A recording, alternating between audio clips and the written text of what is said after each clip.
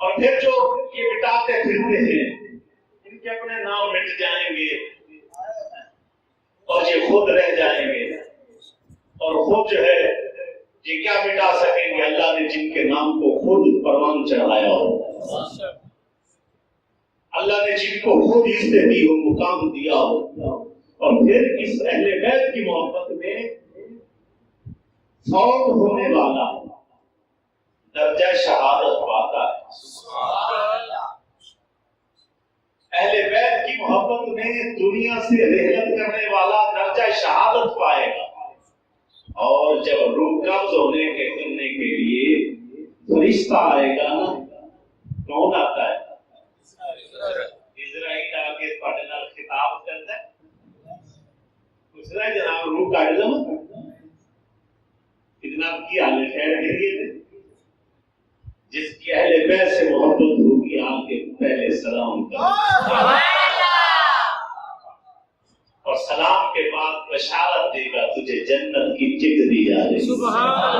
اور جنت کا مقام دکھا کے پھر روح کا ہوگا،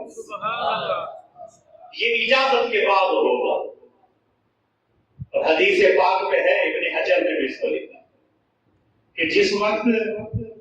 یہ رحلت ہوگی اس بندے کی دنیا سے جائے گا اہل بیت سے محبت کرنے والا، اللہ اس کی قبر کو مزار بنا دے گا۔ کیا بنا دے گا؟ یہ مزار کے دشمن بھی بڑے لگے پھرتے، ٹھیک ہے، کیونکہ یہاں ایک بات عقیدے پر سمجھاؤ، آپ وہ مزار تو بنتے ہیں اہل بیت کی محبت کرنے والوں کے، یہ کہتے ہیں جی ہمارا فلاں مرا اس کا کوئی مذاق نہیں، فلاں مرا کوئی نہیں، فلاں مرا کوئی نہیں، تو کیونکہ حضور نے فرمایا اہل بیت کی محبت جن کے دلوں میں ہوگی ان کا بنے گا مزار، ان کا بنے گا مزار۔ آپ دیکھ رہے ہیں کہ اہل سنت کے جتنے بھی فوت ہوتے ہیں اولیاء، ان کے دلوں میں محبت اہل بیت ہوتی ہے، فوت ہوتے ہی مزار تیار،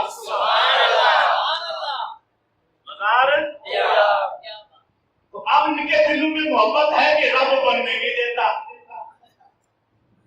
ان کے دلوں میں عشق ہے کہ رب بننے نہیں دیتا، بنانا تو رب نے ہے نا،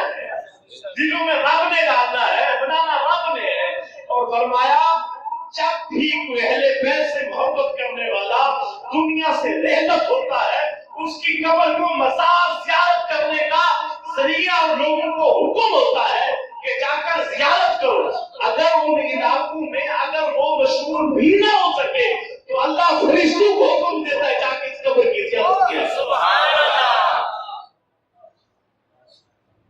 یہ وہ ہستیاں ہیں جن کا نام لینے سے انسان کو درجہ مل جاتا ہے، جن کے صدقے سے رب کرم فرما دیتا ہے اور بادل